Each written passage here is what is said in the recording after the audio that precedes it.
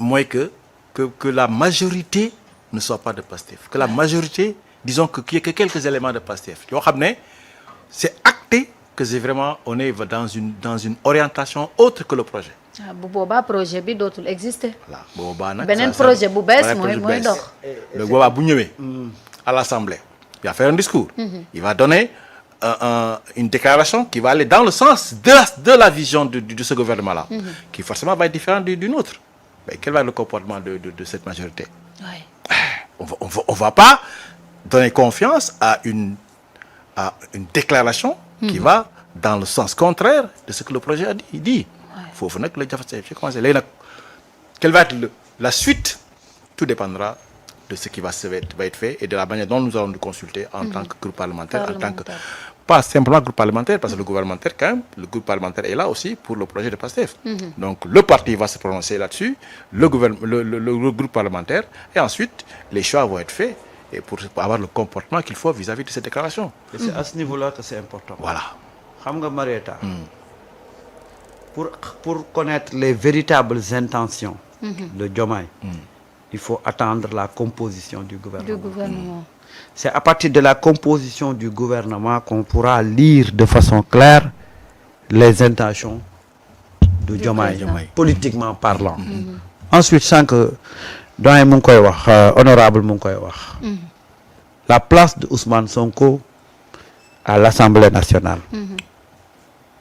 Man su may def analyse politique dama naan je préfère Ousmane mu nekk assemblée. Pourquoi? Xam nga il faut imaginer tous les scénarios. Tey Ousmane mu nekk assemblée nationale. Si on veut lui coller un motif. Pour soit le rendre éligible ou quoi que ce soit. Dina am immunité. Il bénéficiera d'une immunité parlementaire. Sauf ni ngeen koy waxee ay flagrant délit. Maintenant supposons que tey ñu bëgg a créer un coup pour teg ko ci daram qui nécessiterait benn lever immunité parlementaire am mais Ousmane parti moom majorité assemblée nationale. soo fa ñëwee dañ koy rejeter. Donc Ousmane à l'Assemblée nationale c'est Ousmane dans un bunker bien protégé parce que nag tous les scénarios sont possibles. Voilà parce que des fois les gens te disent que non du ñu àgg foofu. Ah si. Mais lan lañ doon wax du ko dàq. te dàq na ko. Mun naa xëy tëj lu ko di. Ah mais il faut imaginer c'est-à-dire que politique bi ni mu demee nii. du mujj fenn. Il faut imaginer tous les scénarios. Tout est possible. Et anticiper. Man nag sama xalaatu bopp la mais man si je pouvais dire wala ma amoon tey pour convaincre le Pastef et Ousmane Sonko dama naan leen bàyyi leen ko Assemblée nationale. et xam naa ne aussi noonu la ko xalaatee parce que ku la mën a dàq ci koo xam ne tu as fait confiance kooku ba ni sudul man projet bi day continuer parce que c'est pas ma personne qui compte mais le projet bi nga xam ne moom la ñu jaay moom moo compté su fekkee kooku moom moo la mën a def loolu donc mën nañu xaar ci bépp possibilité bu war a am c'est que je dis dans le futur oui Ousmane une fois encore nee naa la day anticiper lépp. Ousmane avait la latitude de démissionner. De son poste de député. Pourquoi mu suspendre? Parce que peut-être xalaat na ne un jour. un scénario pareil mën na produire. Tey Ousmane peut retourner à l'Assemblée nationale. Ousmane peut devenir président de l'Assemblée nationale. Selon seen règlement yeeg seen kii nga xam ne moom lañ fa teg. Parce que nag nit ñi li ñu xamul mooy dañ naan Ousmane dañu foog ne Ousmane est dans une situation fragile. Non Ousmane s'est préparé de telle sorte que tey Ousmane aujourd'hui n'a rien à perdre dans ce combat-là. S'il y a un combat politique. Parce que mu dugg assemblée il peut se contenter de poste de député simple. Mais il peut aller jusqu'à tey bu ko neexee ak ne député yi. Il peut devenir président de l'Assemblée nationale. Nekk deuxième personnalité. Nekk jóge ci troisième personnalité pour être deuxième personnalité. Mu nekk assemblée. Yor la majorité assemblée projet de loi yi fu muy jógee ah ci exécutif bi. ci exécutif exécutif bi. ñun ñoo Kan- suñu proposition de loi. kan moo yor majorité bi ñu ñoo ko yor. Ouais. yéen a ko yor ñu ñoo ko yor de. Ousmane nekk président Ouais. bu ko neexee projet de loi bu jógee fële bu àndu tak le projet de Pastef Du mais bu jàll. ñëwee du jàll Ouais. te bu ñu demee ba délai bi nga xam ne ci lañ ne pour président am na possibilité dissoudre assemblée nationale et da koy dissoudre aussi ma ne bu ko dissoudre 90 jours lañ ko may Ouais. pour mu def élection. mu organiser élection mais est-ce que on va pas vers des élections législatives et locales yoo xamante dañ koy coupler parce que vu scénario bii di xew ni daf lay leer ni assemblée nationale. mais bii foofu laa jëm décembre du leen fi mais fekk. foofu laa jëm foofu laa jëm dama ne la oui 90 jours waaw. mu organiser élection yow actuellement paysage politique bi ni mu demee yow di nga woo Pastef ci élection vraiment d'autant plus Ah. que dañoo mer instant bi moo tax gis nga xool dama ko wax démb bref ragal dama ko nga wax am- démb de manière ramassée ma ne la dans ce jeu là c'est Pastef et Ousmane qui gagnent et qui gagnent c'est ça la réalité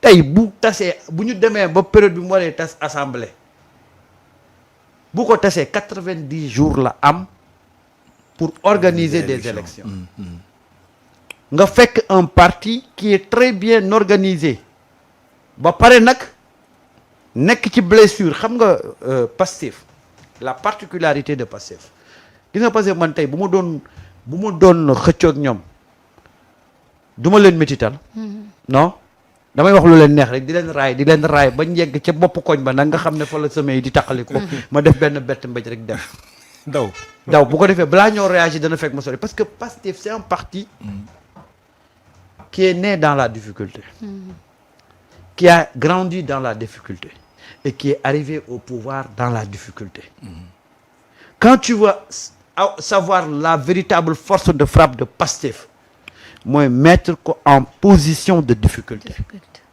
ñoom difficulté moo leen neex ñu nekk en position de victime foofu nag bu ñu réagiré c'est-à-dire que da ngay gis beneen parti te noonu lañ def avec Macky Sall ce que Macky a fait ci Pastef gisuma keneen ku ko mën a teg Pastef parce que bi Macky Sall di teg Pastef Macky Sall bi muy teg Pastef li ko métti boobu fekk na Macky Sall avait fait pratiquement 8 ans de pouvoir Macky Sall avait une machine politique bu ngand muy Benno Bokk Yaakaar Macky Sall avait un trésor de guerre Macky Sall avait maîtrisé les médias Macky Sall connaissait la politique li mu teg Pastef yëpp il n'a pas réussi Diomaye 2 ans la def ci pouvoir amul carnet d'adresse amul appareil politique tey bu jógoon politiquement pour xeex. mu ngi koy teg de Diomaye président. non mais Diomaye président ne peut Mënu ko- pas Diomaye mënu ko président ne peut pas gagner Guédiawaye tey bu jógoon tey gars yi waxuñu loolu de. mais tey bu jógoon tey pour affronter le Pastef politiquement waaye ci lan lay sukkandiku. c'est ça xanaa ñi mu ancien ministre non non non yi ba mu pare te dal- Ousmane dafa wax benn wax démb bu am solo muy ban nee na ñun Pastef ku xam Pastef décret sonalu leen tënku leen c'est vrai. c'est pour dire que même boo demee ba foog ne yow l'unique arme bi nga yor war na laa mën a servir quelque chose Ousmane xamal na la ne décret boobu nga foog ne tey il peut te servir à quelque chose ñun Pastef ñun du décret moo ñuy xooxatal wala moo ñuy tiital moo tax tey moi je pense que pour jeexal ce qui est important je pense pour Pastef c'est l'attitude maintenant ak le comportement des militants waaye bañ a ci maye échéance yi ouais. ñuy jublu faut pas parler avec le cœur ou En bien réalité. de déborder et tout en ça. réalité tey lan mooy taxawaayu les responsables et les militants parce que nag duñ leen may dara de te lu ngeen mayee mu jël mu retourner ci yéen moo tax les gens doivent être lucides sereins et calme et calmes parce que ku ci def coup franc on va pas te pardonner te plus nag ñuy nekk ci dans la dérive mais dafay diminuer les forces de Pastef et maintenant ça peut renvoyer image bu négative au peuple. yéen a am dëgg fexe leen ba bu leen ñàkk dëgg boobu nag ni ngeen koy conserver mooy c'est le comportement des militants c'est la sérénité la lucidité par rapport à cette situation là. Et c'est important honorable parce que aussi vu contexte bi ñu nekkee il faudra aussi que les militants de PASTEF wala yenn ci ay cadres ñu xam ne fi game bi toll nii kenn warul maye tànk il faudra analyser mbir mi avec sérénité calme parce que itam ku fi def naka sa dul noonu wala nga wax fi loo xamante ni peut-être dañ lay toppee offense au chef de l'État ak yooyu tey mën nañ la tëj kaso te loolu day metti Ousmane parce que di gis sa njaboot ñu leen di jàpp benn par benn ci koo xamante ni tey sa frère de parti la dafay metti maintenant il faudra ñoom ñu def le tout ba mën a noppal Ousmane parce que loolu moom mooy doon noflaayu Ousmane aussi. Effectivement en fait fii Samba daanale foofu lay reprendre ak li nga wax nii parce que en fait difficulté bi mooy du difficulté sax au contraire c'est un avantage parce que Pastef c'est particulier disons sympathisants yi ils sont 10 fois plus importants que les militants ils sont 10 fois plus actifs que les militants c'est vrai ba pare dañoo am seen liberté de ton am seen en tout cas seen liberté duñ ko foowee mais disons que parti daf ko xam ba nga xam ne Ousmane Sonko il fait toujours ce rappel c'est-à-dire alerte yi muy def dans les discours dans les positionnements dans les interventions dans les réseaux sociaux xam na ni am na yoo xam ne même bu fekkee du ay militants Pastef ñoo ko def c'est des sympathisants day impacter le parti parce que nit ñi dañuy identifier les gens au parti moo tax discours boobu daf koy def souvent day rappeler souvent aux gens au calme le fait que d'analyser les choses froidement et de ne pas aller dans des extrêmes loolu ñu ngi koy def systématiquement mais loolu doyul en fait il faut que parti bi dans ses activités mu wone ni le combat politique il se mène mais l'animation politique aussi se mène surtout moo tax boo xoolee tey jubluwaay bi yëpp mi ngi ci le congrès du 6 xam nga depuis presque 2 mois ñu ngi koy wax joxe ay instructions joxe ay notes joxe ay circulaires pour que nit ñi nekk dans des animations au niveau de la base mooy cellules yi des sections des coordinations loolu yëpp ñu ngi koy def fu nekk xam nga donc loolu mooy répondre à la question que tu poses là mooy que ñëpp xam nañu ni waruñu maye tànk waruñu def dara mais pour muy gën a yomb il faut que ñu am précaution boo xam ne moo ñuy permettre ñu bañ a dugg ci may tànk boobu noonu surtout mooy le fait que tey jii koo gis di publier mi ngi naan rek naka la moo qu'ils ont utilisé en route vers le congrès en route vers le congrès vidéo yaa ngi daw ku nekk yaa ngi organisé wu loolu daf ñuy préserver te loolu bu ñu ci demee en fait déjà day gën a dooleel parti bi surtout que objectif yi ñu xam ne moom lañ teg bon xaw ma ndax dañ ci àgg ou pas parce que tam c'est pas simple mais xam nga rek défi la mooy le million de militants et puis les 10 000 cellules loolu moom je pense que tout et puis surtout que tey lay gën a yombo jaay parce que on est quelque part dans la diversité peut-être dans la comment dire ça dans la diversité donc day permettre nit ñi galvaniser wu pour ñu dem ci loolu loolu pour man loolu la ñuy def te Ousmane Sonko wax na ko plusieurs fois gars yi disons la haute autorité teg na tous les éléments pour que ñu dem ci loolu dans quelques jours le congrès va se passer et post-congrès bi pour man ça va être une opportunité encore pour être systématiquement dans l'animation du parti dans tous les coins du Sénégal et dans tous les coins de la diaspora moi je pense loolu gars yi xam nañ comprendre nañ ko et loolu dañu préserver yenn dérives yi quoi vraiment mais honorable balaa ngay sori Pastef France refondation dafa am waaw dafa am disons si am na c'est des en fait ce sont des militants qui sont regroupés dans une organisation tuddee ko refondation pour quelque part nee nañu dañu bëgg renouveler les instances du parti parce que pendant 2 ans dafa am une léthargie au niveau de Pastef France voilà di nga teg foofu sa loxo parce que damay permettre après Marieta continuer juste benn communiqué ñoom bu ñu génn parce que il fallait que ma xam pour lire le seen communiqué ñu ne c'est avec une profonde émotion et gravité que Pastef France Refondation a appris la décision du président de la République Bassirou Diomaye Diakhar Faye de mettre fin aux fonctions du Premier ministre Ousmane Sonko. Ñu ne cette démission suscite parmi nos compatriotes une incompréhension réelle ainsi qu'un profond sentiment d'injustice tant ci engagement Ousmane Sonko ak constance Ousmane Sonko. Donc bref ñoom nee nañ daal ñu ngi rester mobilisés aux côtés du Premier ministre de Ousmane Sonko, président de PASTEF, et surtout nag continuer di défendre et di servir donc en toutes circonstances les intérêts essentiels du peuple avec toute notre fidélité et nos salutations patriotiques. Donc PASTEF France Refondation. ñoo loolu foofu damay may ma joxe benn précision. xam nga PASTEF France c'était une coordination. Mais ba taxi bees yi ñëwee. Donc dans la diaspora les pays sont devenus maintenant des sections ñu ngi ko tuddee section pays.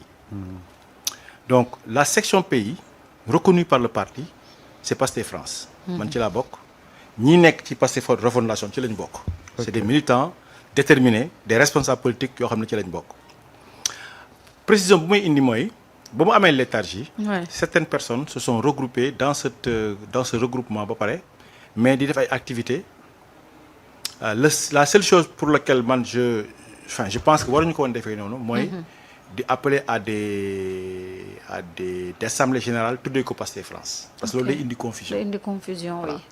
Mais man lu ñu def man du ma ko ŋañña parce que tey des militants de Pastef di dajalewu pour waxtaan pour réfléchir pour proposer loo xam ne day jëmal parti bi kenn mënu ko bañ man dans cette forme là ba ñu ma ci woon man en tant que député mais en tant que responsable dama koy fekkee ñëw takk wax sama avis waaye dès l'instant que dañ ko tuddee assemblée générale Pastef France rek pour man loolu dafay indi confusion te je pense que dafay parti bi pour mu accepter sous ces formes dafay jafe. Oui.